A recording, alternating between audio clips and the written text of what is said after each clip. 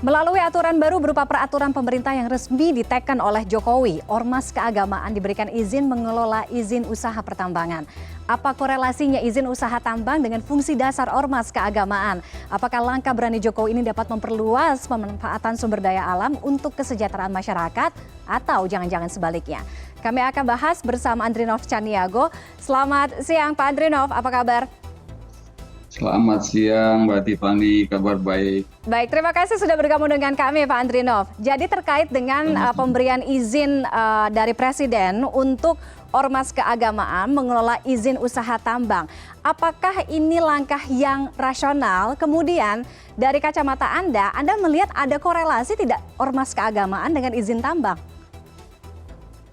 Ya, ini buat saya, ini kebijakan yang mengandung tanda tanya ya, mengindikasikan makin diabaikannya pasal 33 ayat 3 Undang-Undang Dasar 45 yang bunyinya bumi, air, dan kekayaan alam yang dikandung di dalamnya dikuasai oleh negara dan dipergunakan untuk sebesar-besar kemakmuran rakyat.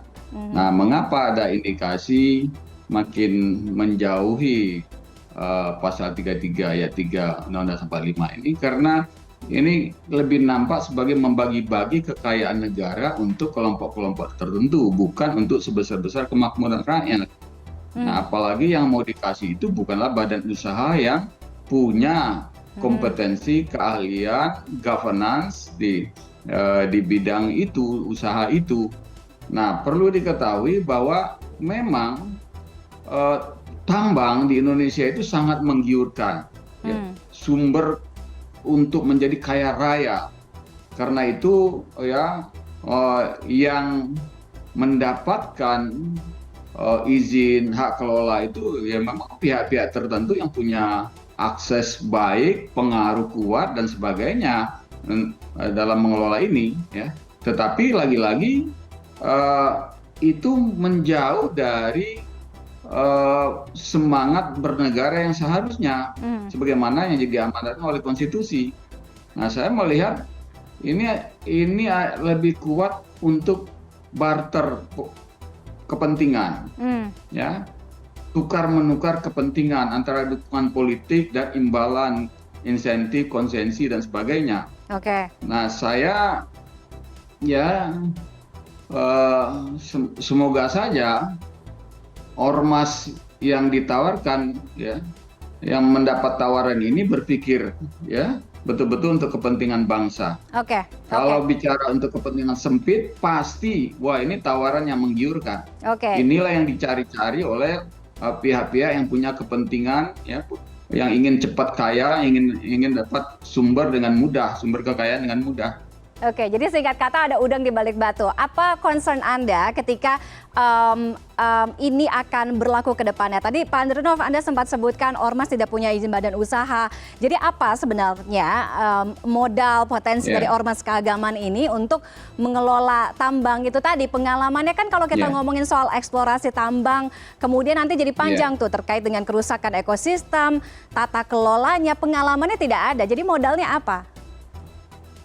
Iya, kalau soal izin itu mudah sekali ya. Kalau udah pemerintah berkomitmen ngasih, apalagi udah menawarkan secara khusus pada kekuatan politik tertentu, itu dengan mudah ya.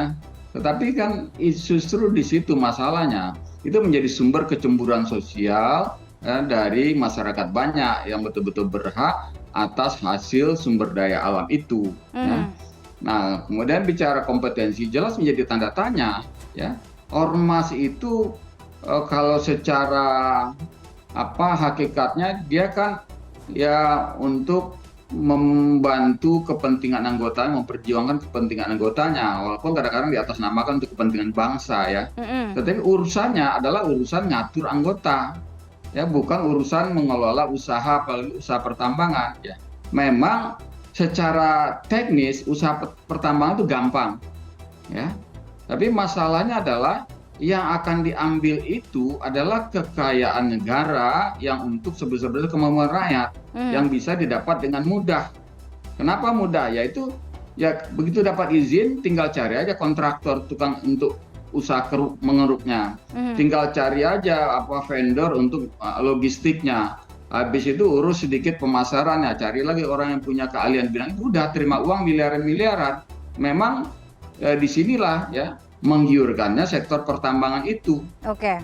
Nah, tetapi lagi-lagi ini bicara tentang kekayaan milik rakyat yang dikuasakan kepada negara untuk sebesar-besar kemampuan rakyat, bukan untuk dibagi-bagi sebagai insentif politik untuk membayar dukungan politik, mengganti dukungan politik. Oke, jadi ada indikasi Anda mencium bagi-bagi kue itu ya. Jadi ada kepentingan udang di balik batu itu. Pak Andrinov, kalau kita lihat dari sisi regulasi, Anda melihat risikonya apakah ini kemudian kontraproduktif dengan program hilirisasi pemerintah selama ini yang digaungkan bertentangan tidak dengan konstitusi kita? Bertentangan dengan konstitusinya bukan ke soal hubungannya dengan sektor industrinya, itu bisa dibuat-buat.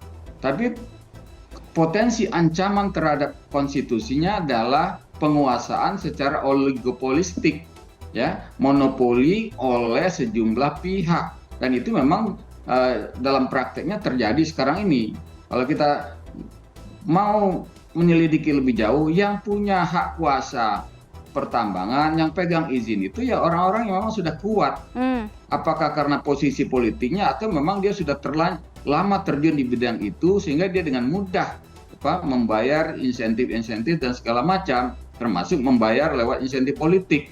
Oke. Ya, jadi pertentangan dengan konstitusinya adalah soal ini hak betul-betul rakyat Indonesia yang harus dikelola dengan prinsip keadilan, pemerataan. Oke. Ya, nah selama ini praktek pertambangan itu diwarnai oleh kebijakan-kebijakan tertutup, ya, syarat kepentingan, ya, yang akhirnya itu menguntungkan segelintir pihak, yang bisa membuat tiba-tiba seorang pengusaha melambung posisinya menjadi salah satu orang terkaya di Indonesia karena perubahan harga. Sementara negara itu kebagiannya sedikit, besar royalti yang didapat oleh negara sedikit.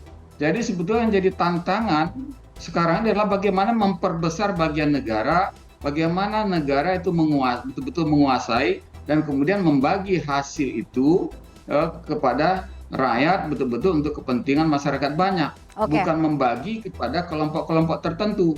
Oke, kalau tadi menyinggung prinsip keadilan Pak Andrinov, tujuan dari pemberian izin tambang untuk dikelola oleh ormas ini kan katanya sejalan untuk kesejahteraan masyarakat. Apakah Anda melihat itu juga?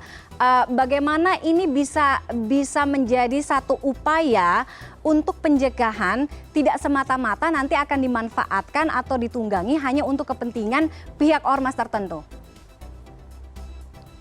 Yang harus dikritisi adalah ya selama ini menyamakan arti kepentingan masyarakat banyak, kepentingan orang banyak dengan kepentingan komunitas-komunitas tertentu. Ya, itu hal yang berbeda, ya.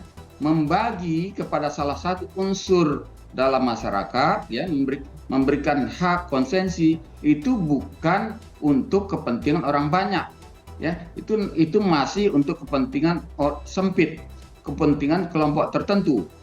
Kalau untuk kepentingan orang banyak adalah bagaimana income negara dari pertambangan itu diperbesar, lalu dibagi lewat kebijakan-kebijakan sosial, pendidikan, kesehatan, beasiswa, lingkungan dan sebagainya. Bukan memberikan hak izin usaha kepada kelompok-kelompok tertentu, dan itu bukan untuk kepentingan orang banyak. Oke, inilah yang harus dipastikan, dijamin kemudian pengawasan ke depannya betul ini sesuai dengan substansi seperti yang disampaikan oleh pemerintah, bukan bagi-bagi atau balas budi tadi seperti Pak Andrinov bilang ya. Terima kasih Pak Andrinov, waktu kita sangat terbatas. Sekali lagi terima kasih atas diskusi yang menarik sekali insight-nya di CNN Indonesia Connected pada siang hari ini. Andrinov Caniago, terima kasih sudah bergabung dengan kami.